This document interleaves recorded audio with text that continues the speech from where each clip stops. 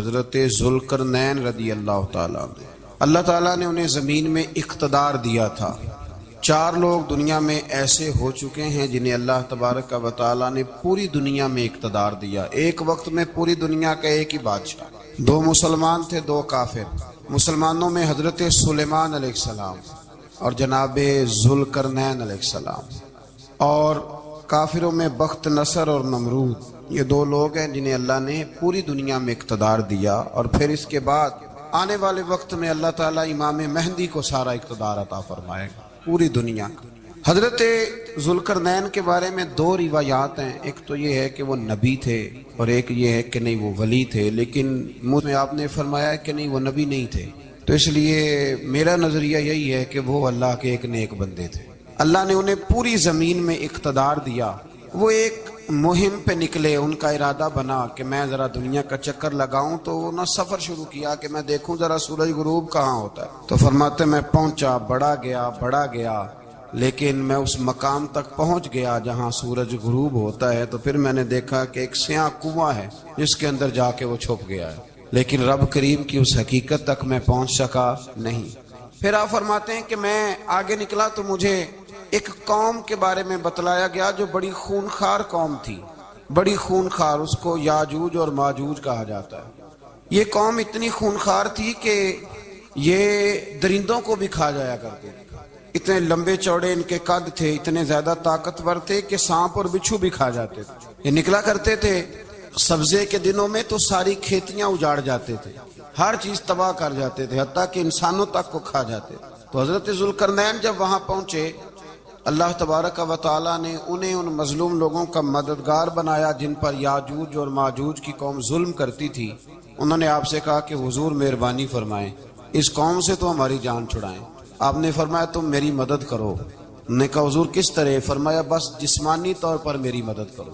تو آپ نے پھر وہاں ایک دیوار بنائی، لوہا کاٹ کر، سیسا پگھلا کر، پتھر رہنے دو باقی کل کریں گے، لیکن جب وہ سویرے اٹھتے ہیں تو اللہ تعالیٰ اس دیوار کو پھر سے مضبوط فرما دیتا ہے۔ نبی کریم علیہ السلام نے فرمایا قرب قیامت میں ایک وقت آئے گا، قیامت کے قریب جا کے ایک ٹائم ایسا آئے گا کہ اس مخلوق میں سے ہی ایک شخص پکارے گا اور پکار کے کہے گا کہ اب سو جاؤ انشاءاللہ۔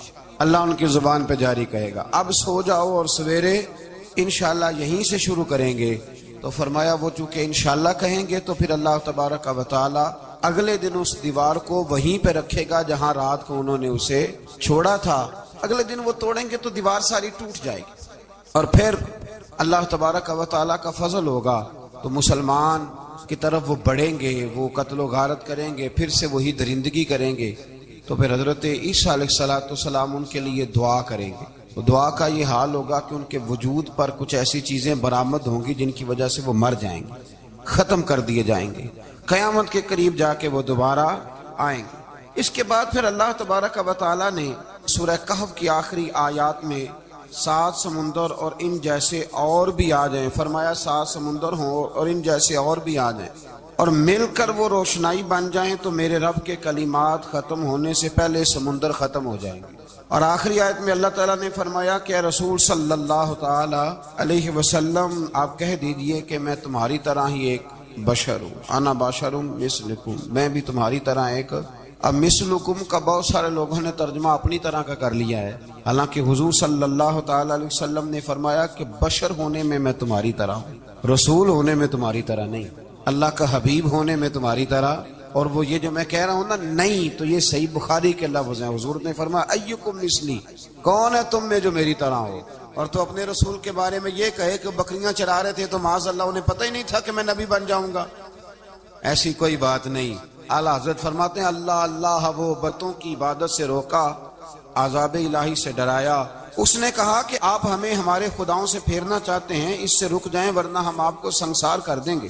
ابراہیم علیہ السلام نے کہا کہ میں آپ کے لیے اپنے رب سے استغفار کرتا رہوں گا، وہ مجھ پر بہت مہربان ہے۔ تو اللہ تبارک و تعالیٰ نے انہیں اسحاق علیہ السلام بیٹے اور یعقوب علیہ السلام پوتے کی بشارت دی، اور یہ بھی فرمایا کہ یہ دونوں نبی بھی ہوں گے۔ پھر آیت نمبر 51 سے لے کر 58 تک مختلف انبیاء کا ذکر ہے۔ اللہ تعالیٰ نے اس میں فرمایا کہ حضرت موسیٰ کو برگزیدہ رسول، نبی اور اللہ کا رازدار کہا گیا۔ اور حضرت ہارون کی نبوت کا بیان بھی ہوا، اور حضرت اسماعیل کو وعدے کے سچے، نماز اور زکوٰۃ کا حکم دینے والے رسول اور نبی اور اللہ کا پسندیدہ قرار دیا گیا۔ ادریس علیہ السلام کو صدیق نبی قرار دیتے ہوئے فرمایا کہ ہم نے ان کو بلند جگہ پہ بٹھایا۔ کہاں ہے ادریس علیہ السلام؟ چوتھے آسمان میں بھی، اور جنت کا قول بھی ہے۔ دو روایتیں ان کے بارے میں ملتی ہیں، ایک تو یہ ہے کہ وہ حضرت ملک الموت سے ایک دفعہ کہنے لگے تو میرا یار نہیں بن جاتا؟ اللہ ہی بھلا کرے۔ حضرت اسرائیل کو کہنے لگے دوست بن جاتے ہیں، دوستی ہو گئی۔ فرمانے لگے یار موت کا ذائقہ کیسے چکھاتا ہے؟ کہنے لگا میں آپ کو چکھا دیتا ہوں۔ آپ کو موت کا ذائقہ چکھایا اور دوبارہ پھر روح ڈال دی، آپ اٹھ کے بیٹھ گئے۔ کہنے لگے دوزخ تو دکھا، نے وہ بھی دکھا دی۔ فرمایا جنت تو دکھا، جنت بھی دکھائی۔ تو کہنے لگا واپس چلیں، فرمانے لگے اب تو نہیں جانا۔ کیوں؟ فرمایا رب فرماتا ہے ہم فیہا خالدون، جو جنت میں آئے گا یہیں رہے گا۔ میں کہا جناب وہ تو پہلے موت کا ذائقہ چکھنا ہے، پل صراط جو دوزخ کے اوپر ہے وہاں سے گزرنا ہے۔ تو آپ فرمانے لگے یہ دونوں کام میں کر چکا ہوں اور تو نہیں کرائے، لہذا میں آ گیا ہوں تو میں نے یہیں پہ رہنا ہے۔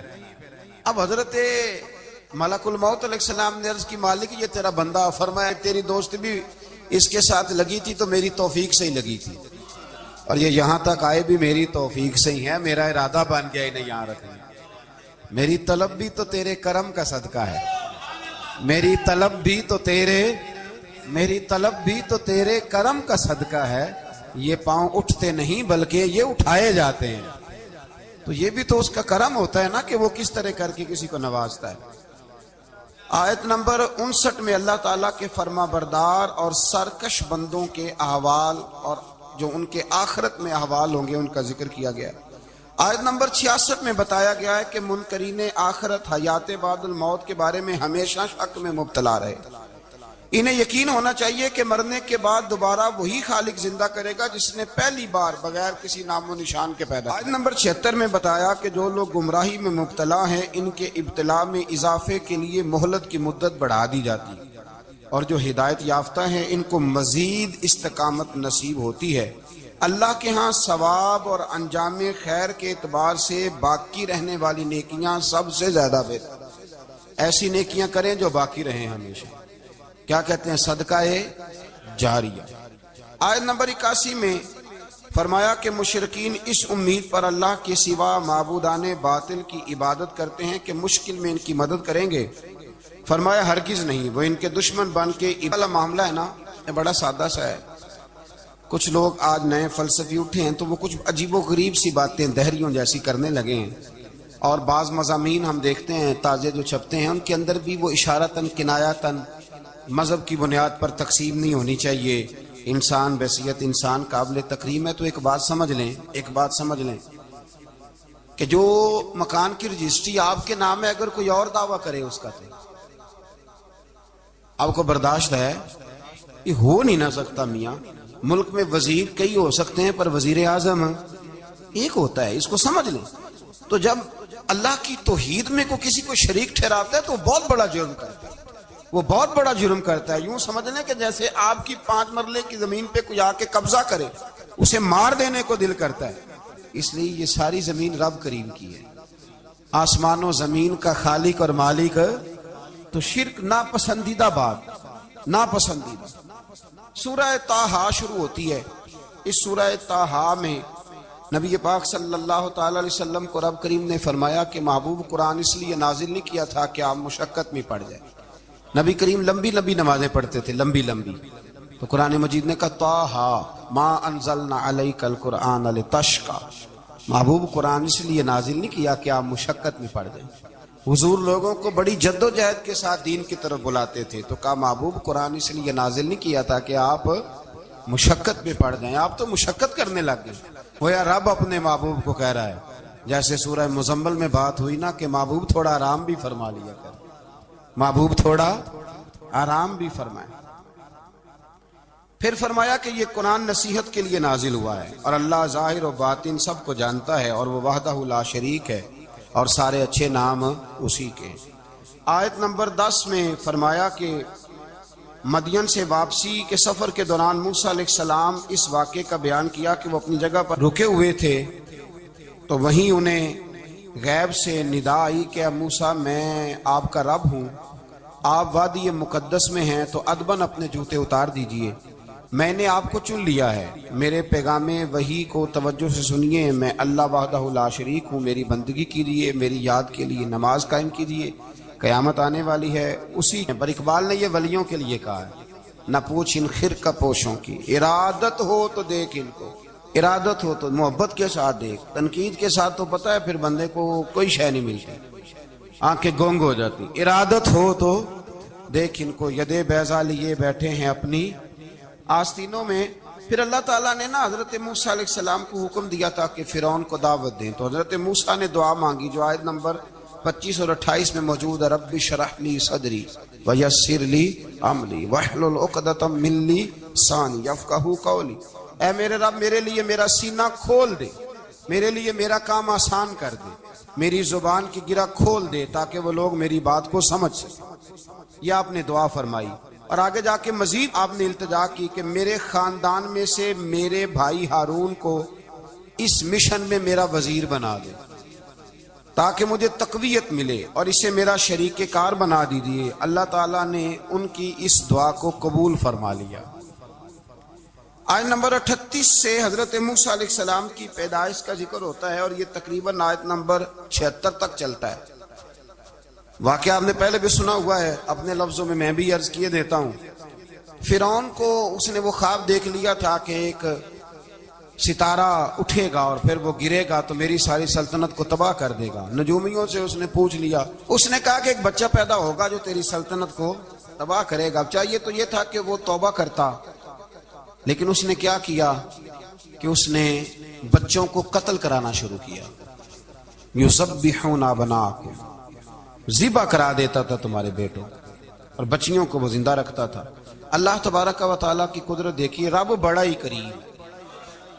آپ یقین کریں مولا کے دینے کے انوکھے ہی انداز ہیں، یعنی حضرت موسیٰ کوہ طور کے پاس آگ لینے جائیں تو اللہ تبارک و تعالیٰ پہلی وہی فرما کے نبی بنا لے، بھائی حضرت یوسف کو کنویں میں ڈالے تو رب وہاں سے نکال کے مصر کا حکمران بنا دے۔ وہ بڑا ہی بے نیاز ہے، مولا کے دینے کے انداز بڑے ہی انوکھے ہیں، وہ بڑے انوکھے انداز میں نوازتا ہے۔ تو حضرت موسیٰ جب پیدا ہوئے تو ان کی والدہ نے پتہ کیا کیا، ان کو ایک صندوق میں بند کر کے دریا میں بہا دیا۔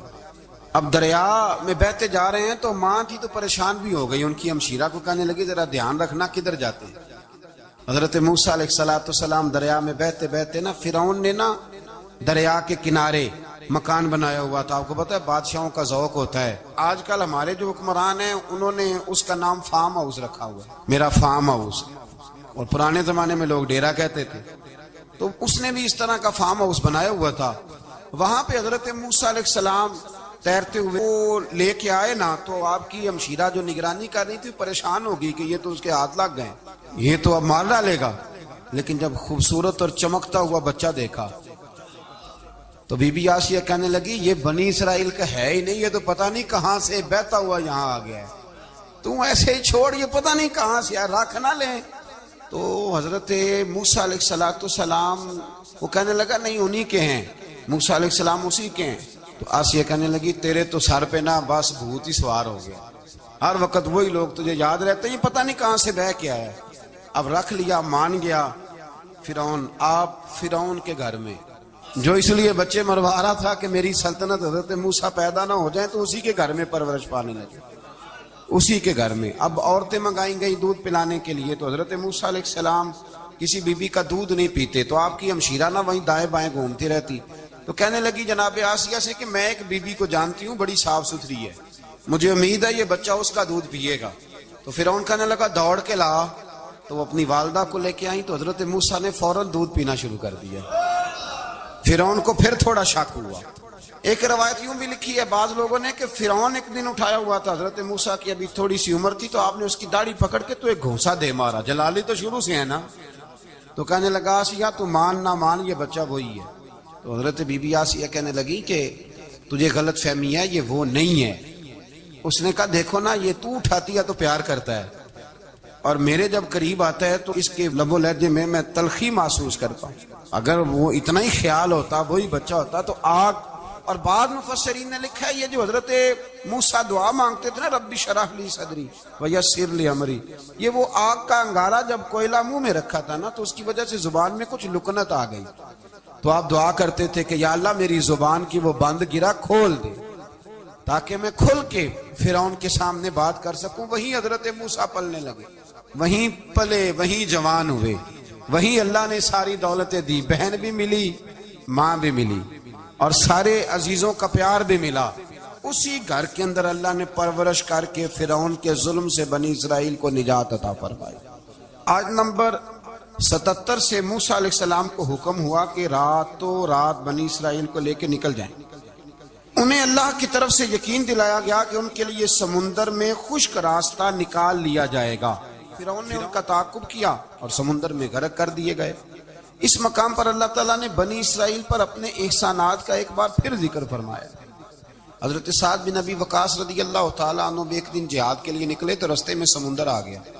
حضرت موسیٰ کی قوم کو نا سمندر نے رستہ دیا تھا، تو جناب سعد بن ابی وقاص سمندر کے کنارے کھڑے ہو کے اب وہ لوگ پوچھنے لگے حضور کیا کرنا ہے؟ فرمایا کرنا کیا ہے، ابھی دیکھیں کیا ہوتا ہے۔ تو فرمانے لگے وہ سمندر و دریا، اگر تو حضرت موسیٰ کی نافرمان قوم کو رستہ دیتا ہے تو ہم تو رسول اللہ کے فرما بردار غلام ہیں، ہمیں بھی رستہ دے۔ تو 12 رستے بن گئے دریا میں سے۔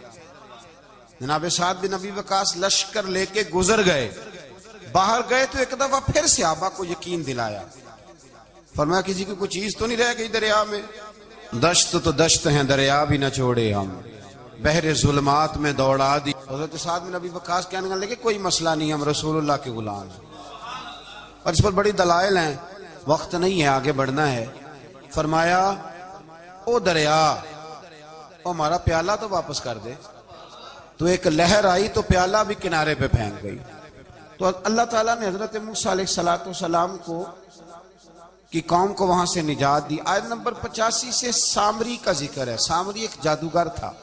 جب حضرت موسیٰ علیہ السلام تشریف لے گئے نا کوہ طور پہ، تو اس نے نا سونے کا ایک بچڑا بنا دیا تھا، اور اس کے منہ میں ایسی تاریں اس نے لگائی تھی کہ جب ہوا چلتی تھی تو وہ تاریں بجتی تھی، مفسرین نے لکھا ہے۔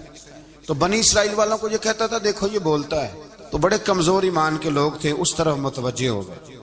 حضرت موسیٰ علیہ السلام واپس آئے تو انہوں نے پوچھا کہ یہ ماجرا کیا ہے؟ تو اس نے کہا کہ میں نے نا حضرت جبریل علیہ السلام کا گھوڑا جب چل رہا تھا تو ان کے پاؤں سے جو مٹی لگ رہی تھی وہ مٹی میں نے تھوڑی اٹھا لی تھی، اور وہ میں نے اس کے منہ میں رکھی ہے، جس کی وجہ سے اس کے منہ سے آواز ہے۔ وہ مٹی کب اٹھائی تھی وہ بھی لکھا ہے مفسرین نے کہ حضرت موسیٰ علیہ السلام نے جب کہا نا بنی اسرائیل والوں کو کہ گھوڑے ڈالو اندر، حالانکہ رستے بن بھی گئے تھے، پھر بھی کہنے لگے ایسا نہ ہو کہ اندر جائیں تو پانی پھر آ جائے۔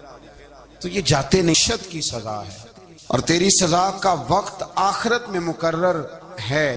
بخشت کا بھی عذاب ہوتا ہے کچھ لوگوں کو بخشت کا عذاب یہ ہوتا ہے، یعنی انسان ہر وقت خوف زدہ رہے۔ آیات بتاتی ہیں کہ اس پر کون سا عذاب ہے، اس پر ایک وحشت طاری رہے۔ اللہ سے دعا مانگیں اللہ تبارک و تعالی ان ساری آزمائشوں سے ہمیں محفوظ فرمائے۔ اسی تسلسل میں پھر قیامت اور سور پھونکے جانے کا ذکر ہے۔ آیت نمبر 105 سے فرمایا کہ لوگ آپ سے پہاڑوں کے متعلق سوال کرتے ہیں، آپ ان سے کہہ دیجئے میرا رب انہیں ریزہ ریزہ کر دے گا اور پوری زمین ہموار میدان کی طرح ہو جائے گی۔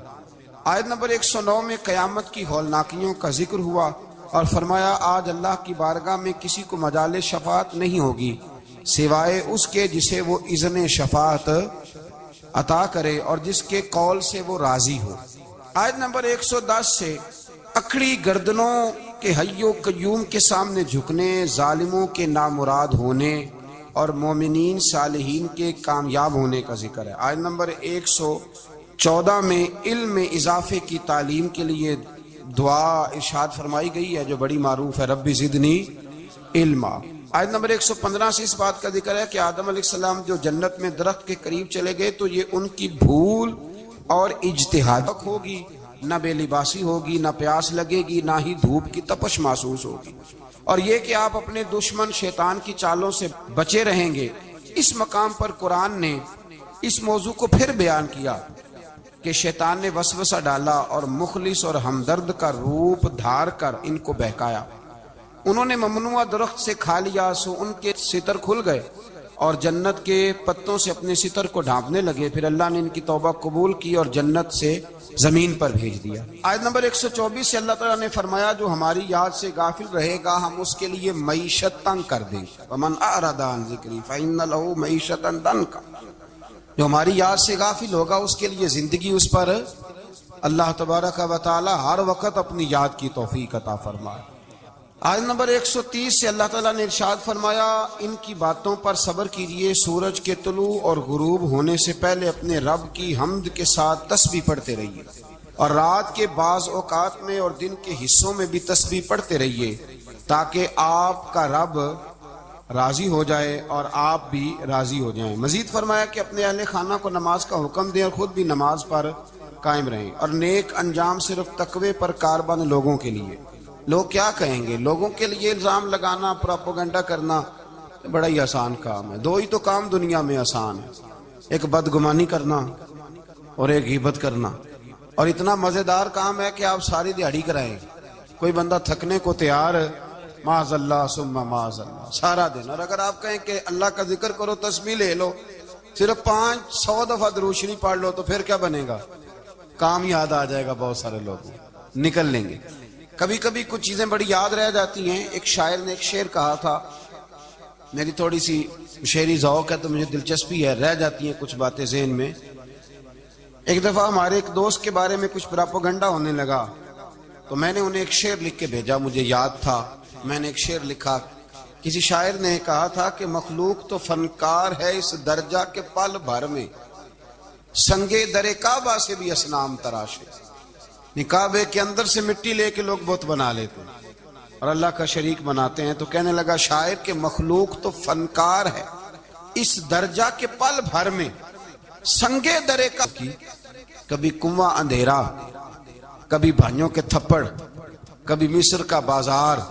اور ذرا سوچو تو صحیح، جب بولیاں لگتی ہیں انسان کی تو کیا حال ہوتا ہے. اور پھر ذرا یہ بھی تو دیکھو نا کہ جب زلیخا نے الزام لگایا تو پھر کیا حال ہے. اور پھر 12 سال کی جیل پر رب فرماتے ہیں شان میں نے یوسف کو ہی عطا فرمائی. تو حضرت مریم سلام اللہ علیہا جب وہ بیٹا لے کے گئی ان کے پاس تو انہوں نے کہا یہ کہاں سے آ گیا؟ آپ فرمانے لگی میں نے تو چپ کر روزہ رکھا ہوا ہے، اسی سے پوچھ لو یہ کہاں سے آیا ہے، یہی بتائے گا. پنگوڑے میں تھے حضرت عیسیٰ علیہ السلام، پنگوڑے میں. تو قرآن مجید کہتا ہے کہنے لگے قال انی عبد اللہ.